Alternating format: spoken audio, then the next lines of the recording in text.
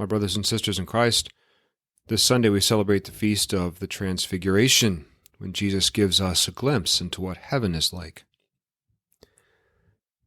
The Lord be with you. A reading from the Holy Gospel according to Mark. Jesus took Peter, James, and John and led them up a high mountain, apart by themselves. And he was transfigured before them, and his clothes became dazzling white, such as no fuller on earth could bleach them.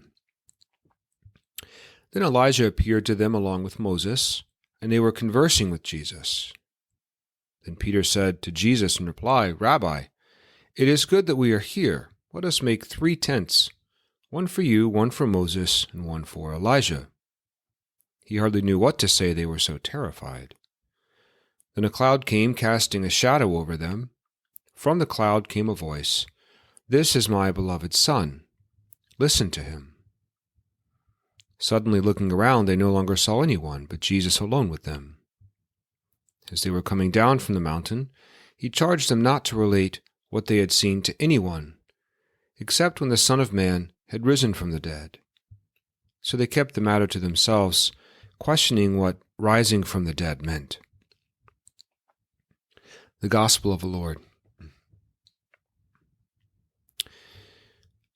So have you ever wondered what heaven is like?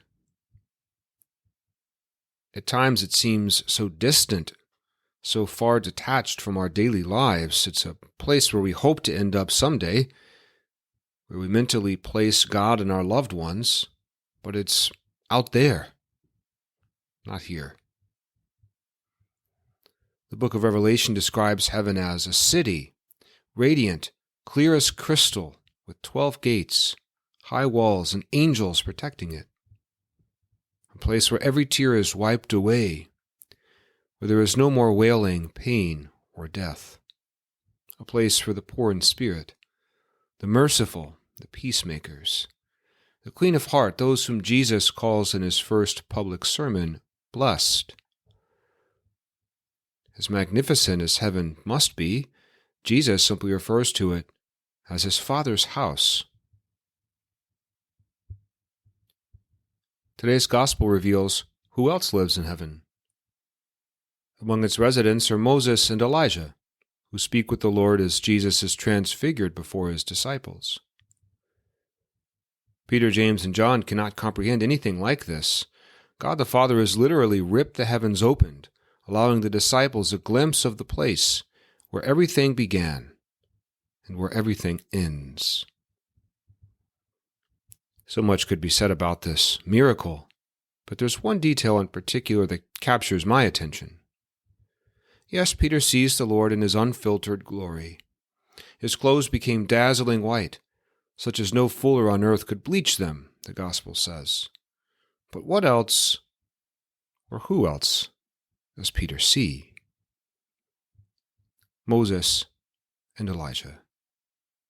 These men lived 800 to 1,000 years before Jesus, yet they are alive again. They have names, faces, and bodies. Peter even distinguishes between the two of them. Moses represents the law of the Old Testament, and Elijah the prophets. They reveal that in heaven our names, our bodies, and our memories go with us. Nothing is lost. Nothing is forgotten. You'll be you, and I'll be me. Peter was overcome with such delight at this marvelous sight, he wished to stay there forever. So much so, he says to Jesus, "Rabbi, it is good that we are here. Let us make 3 tents, one for you, one for Moses, and one for Elijah." Peter was not wrong in wanting to build something beautiful for Christ. He was wrong about the building materials. Peter wanted to construct a tent. What Jesus wanted was to fill Peter's inner room, that place deep in his heart, with faith. The fact that Peter offers to build 3 tents, one for Jesus, one for Moses, and one for Elijah, suggests that to Peter all 3 are equals. This point is reiterated by the fact that Peter refers to Jesus as Rabbi, teacher, not Lord. What Peter does not understand yet is that Jesus fulfills the Old Testament in himself. He is the long-awaited Messiah. He is the fulfillment of the law. He is the one whom all the prophets foretold. God the Father affirms this as he says, "This is my beloved Son. Listen to him."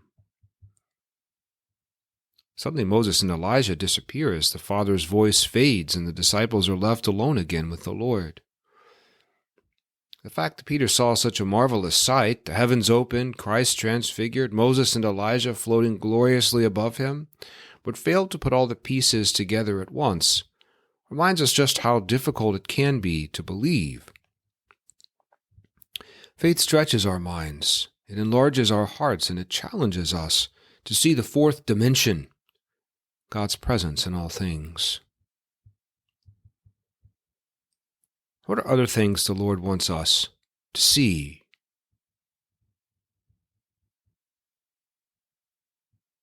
He wants us to see him transfigured at the altar. He wants us to see him in the Eucharist we are about to celebrate. He wants us to see him in the face of our family members, our friends, even strangers we pass as we exit this church. As he promises at the end of Matthew's Gospel, "Behold, I am with you always, not just in heaven, but always, now." So have you ever wondered what heaven is like? Maybe it is a city, radiant, clear as crystal, with 12 gates, high walls, and angels protecting it. I hope to find out for certain one day. But until then, each of us is invited to remain close to the one who will lead us, Jesus, God's beloved Son, the way, the truth, and the life. What might that mean for us this week?